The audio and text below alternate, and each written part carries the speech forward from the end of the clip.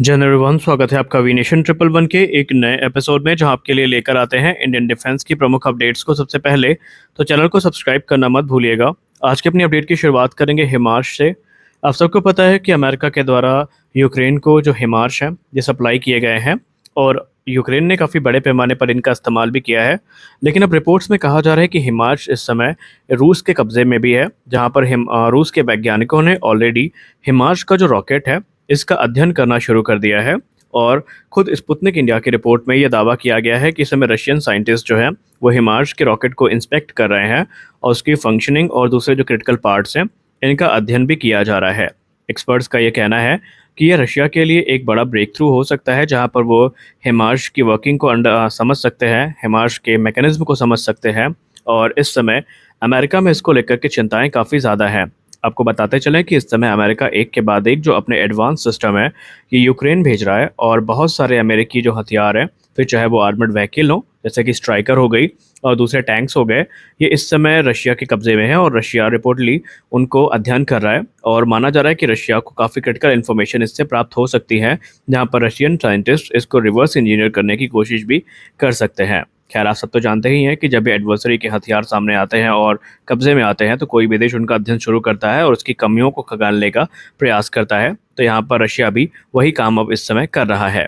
जैसे कि हम सब जानते हैं कि इस समय defence research and development organisation के द्वारा बहुत सारे बड़े प्रोजेक्ट जो है वो उनको आगे बढ़ाया जा रहा है। और इसी क्रम में एक महत्वपूर्ण प्रोग्राम है भारतीय वायुसेना का, जो कि एवैक का है, यानी airborne early warning and control aircraft का।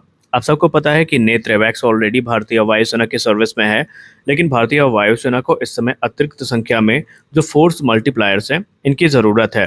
और इसी बीच डीआरडीओ से एक रिपोर्ट सामने निकल के आई है, जहां पर बताया जा रहा है कि defence research and development organisation इस समय जो एवैक मार्क 2 है, जो कि बेसिकली एयरबस के A321 प्लेटफॉर्म पर बेस्ड होगा, इस पर कार्य को काफ़ी रफ्तार दे चुकी है। और डीआरडीओ का ऐसा अनुमान है कि 2027 तक जो एवैक है, एवैक मार्क 2 है, बेसिकली ये इंडियन एयरफोर्स को देने का प्लान किया गया है। दरअसल इस समय एयरक्राफ्ट मेजर मॉडिफिकेशन से गुजर रहा है, जहां पर सिस्टम्स को इंटीग्रेट किया जा रहा है।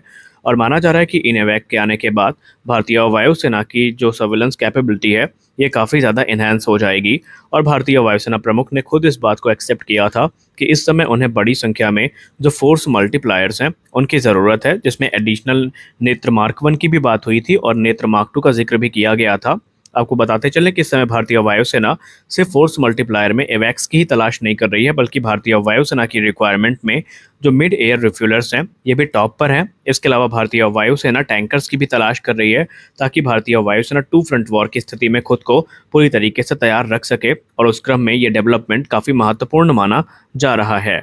हमारी अगली बड़ी अपडेट एरोनॉटिकल डेवलपमेंट एजेंसी से आ रही है, जिसको हम आडा के नाम से जानते हैं। इस समय तेजस मार्क 2 प्रोग्राम बेसिकली काफ़ी रफ्तार के साथ आगे बढ़ रहा है, और जब से भारत सरकार से इस प्रोग्राम को क्लियरेंस मिली है तो इसमें हमें एक आश्चर्यजनक तेज़ी देखने को मिली है, जहां पर जो क्रिटिकल सिस्टम है वो इकट्ठा किए जा रहे हैं और इंटीग्रेशन प्रोसेस ऑलरेडी कहा जा रहा है कि शुरू हो चुका है। और इसी बीच मीडिया से बात करते हुए राजस्थान में एरोनॉटिकल डेवलपमेंट एजेंसी के अधिकारियों ने ये दावा किया है कि बेसिकली जो तेजस मार्क 2 फाइटर एयरक्राफ्ट है इसकी पहली उड़ान 2025 में ही पूरी कर ली जाएगी। उन्होंने कहा कि जिस रफ्तार से डेवलपमेंट आगे बढ़ रहा है उसको लेकर के वो आश्वस्त है कि 2025 के अंत तक हमें तेजस मार्क 2 फाइटर एयरक्राफ्ट की जो पहली उड़ान है वो देखने को मिल जाएगी। यदि अगर हम इस रिपोर्ट के हवाले से बात करें और हम ये मान के चलते हैं कि तेजस मार्क 2 की पहली उड़ान हमें 2025 के अंत तक देखने को मिलेगी, तो एक कॉमन सेंस है कि इसका रोल आउट या तो 2025 की शुरुआत में होगा या 2025 के मध्य में होगा। क्योंकि तेजस मार्क 1 के केस में हमने देखा था कि रोल आउट के बाद से जो फर्स्ट फ्लाइट का ड्यूरेशन था ये काफ़ी कम था, और ऐसा चीज़ हमें तेजस मार्क 2 प्रोग्राम में भी देखने को मिल सकती है।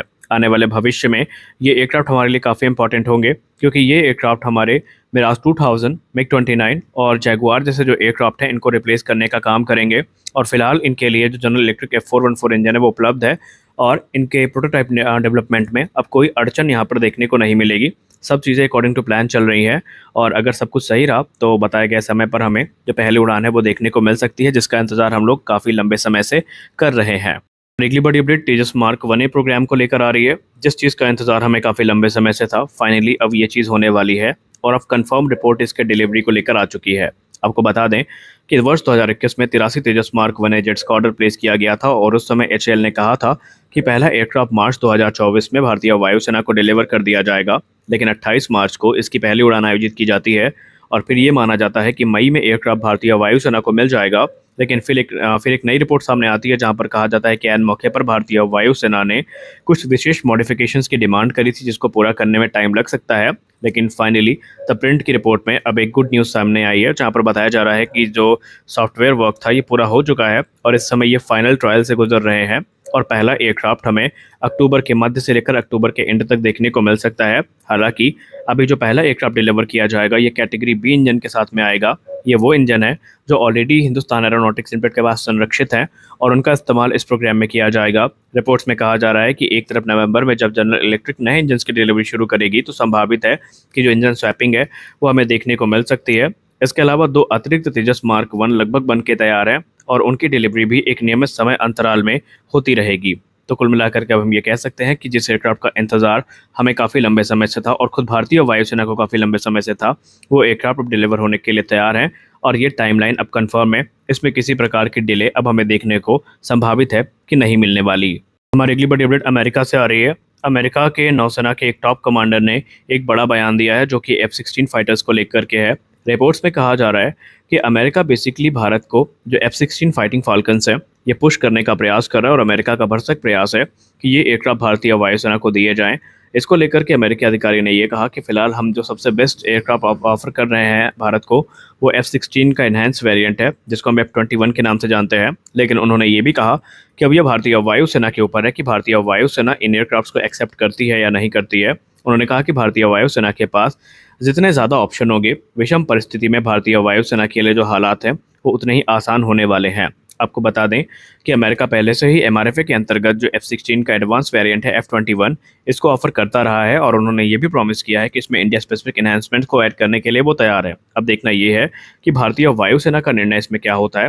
हालांकि इस संभावनाएं काफ़ी कम है कि भारत F-16 को सेलेक्ट करेगा, लेकिन जो होगा वो हमें भविष्य में पता ही चलेगा। हमारी अगली बड़ी अपडेट आ रही है बेसिकली MQ-9 ड्रोन डील को लेकर के। मीडिया रिपोर्ट्स में कहा जा रहा है कि भारत और अमेरिका के बीच में $3.9 बिलियन की लागत में 31 की संख्या में जो MQ-9 ड्रोन डील है ये अक्टूबर में फाइनलाइज हो जाएगी। जी हाँ, आपने सही सुना, अक्टूबर में ड्रोन डील को फाइनलाइज करने की बात सामने आई है। 30% जो कंपोनेंट है इन्हें इंडियन फर्म से सोर्स किया जाएगा। यहाँ पर सिर्फ TOT ही नहीं मिलेगी बल्कि इनकी जो असेंबली है ये भी भारत में होती दिखाई पड़ेगी। इसके अलावा जो MRO फैसिलिटी है ये भी फाइनलाइज हो चुकी है। जनरल एटॉमिक के तरफ से जो कंसल्टेंसी सपोर्ट है ये भी DRDO को दिए जाएंगे हेल UAV प्रोग्राम में।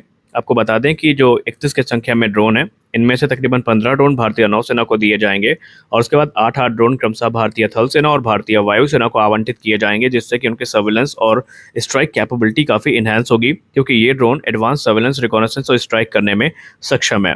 तो आज के इस वीडियो में बस इतना ही। आशा करते हैं कि ये वीडियो आपको अच्छी लगी होगी। वीडियो अच्छी लगी तो वीडियो को लाइक करिए, नए चैनल को सब्सक्राइब करिए। मिलते हैं अगले वीडियो में, तब तक के लिए जय हिंद।